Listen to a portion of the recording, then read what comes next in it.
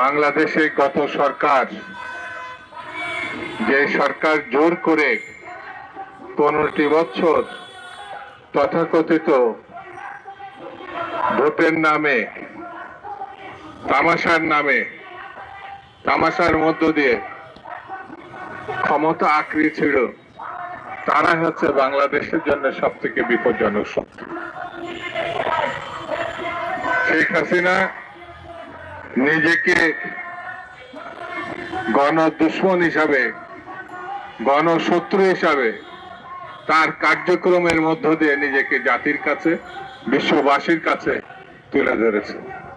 এত বড় ফ্যাসিস্ট, এত বড় গণহত্যাকারী, এত বড় লুটপাটকারী বাংলাদেশে 54 বছরে কখনো কেউ দেখেনি। শেখ হাসিনা যখন এখন পলাতক অবস্থায়, যে দেশকে বাংলাদেশের ব্যবসা বাণিজ্য বন্ধ করে দিয়েছে, বর্ডার সিল করে দিয়েছে, দেশের জনগণ পার্শ্ববর্তী দেশে যেতে পারে না, যারা এই দেশকে শত্রু ভাবাপন্ন দেশ হিসাবে মনে করছে, সেই ভারতের কোলে গিয়ে তিনি আশ্রয় নিয়েছে। আওয়ামী লীগ এত বড় নির্দয় নির্মম শক্তি হওয়া সত্ত্বেও, চিহ্নিত গণহত্যাকারী হওয়া সত্ত্বেও তাকে তারা আশ্রয় দিয়েছে। বন্ধুত্বের মুখোশে তারা গণহত্যাকারীকে সমর্থনের মধ্য দিয়ে গণতন্ত্রের বিপক্ষে অবস্থান নিয়েছে।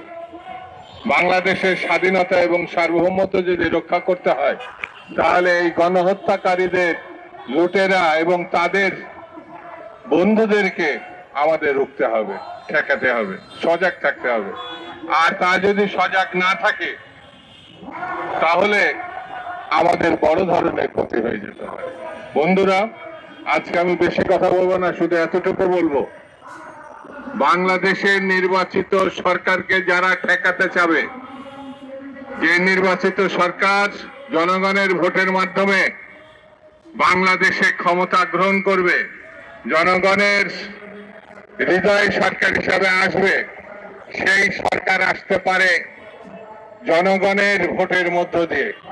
আর সেই ভোটকে যারা বিভিন্ন টালবাহানা, বিভিন্ন ওজরাপত্তি, বিভিন্ন মতলবী কাণ্ড খানখানার মধ্য দিয়ে ঠেকাতে যাবে, তারাই হচ্ছে বর্তমানে সব থেকে দেশের গণতন্ত্রের, স্বাধীনতা, সার্বভৌমত্বের সব থেকে বড় শত্রু। এটা আমাদেরকে মনে রাখতে হবে। বাংলাদেশ থাকলে আমরা সবাই থাকব, বাংলাদেশ থাকলে একসময় সব সমস্যার সমাধান হবে।